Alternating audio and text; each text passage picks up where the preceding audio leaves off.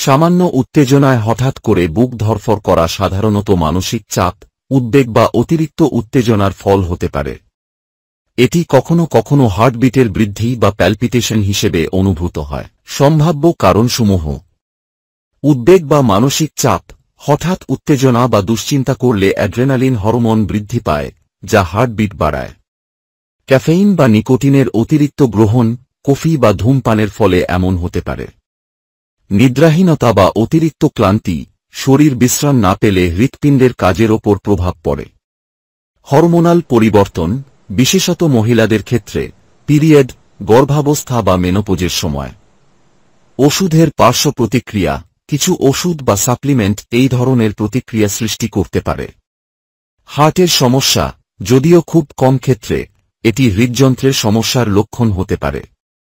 আপনার করণীয়: শরীরকে শান্ত করুন। ধীরে ধীরে গভীর শ্বাস নিন। 4 সেকেন্ড শ্বাস নিন, 4 সেকেন্ড ধরে রাখুন, এবং 4 সেকেন্ডে ছেড়ে দিন। উত্তেজনা কমানোর চেষ্টা করুন। আরামদায়ক পরিবেশে বসুন বা শুয়ে থাকুন। কিছুক্ষণ ধ্যান করুন।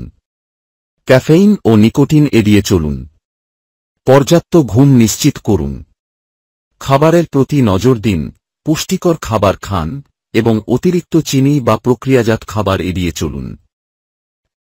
যদি বুক ধড়ফড় দীর্ঘস্থায়ী হয়, যদি এর সাথে বুক ব্যথা, শ্বাসকষ্ট, মাথা ঘোরা বা অজ্ঞান হয়ে যাওয়ার অনুভূতি হয়, যদি আপনার হৃদরোগের ইতিহাস থাকে, বিশেষজ্ঞ একজন কার্ডিওলজিস্ট বা জেনারেল ফিজিশিয়ানের সঙ্গে পরামর্শ করুন।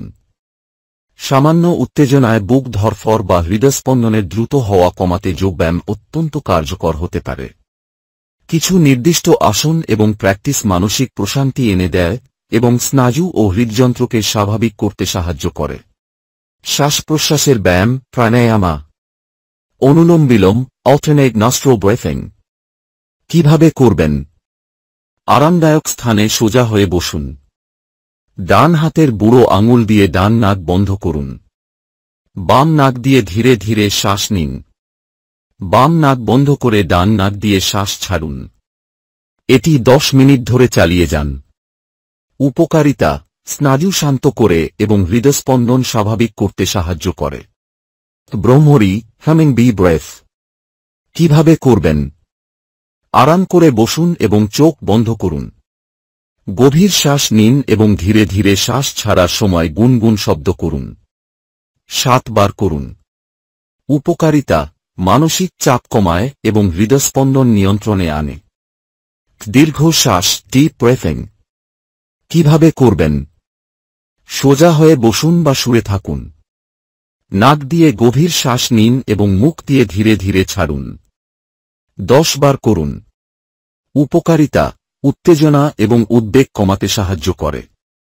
আরামদায়ক যোগাসন, শিশুসন বা বালাসন, চেলস পোজ।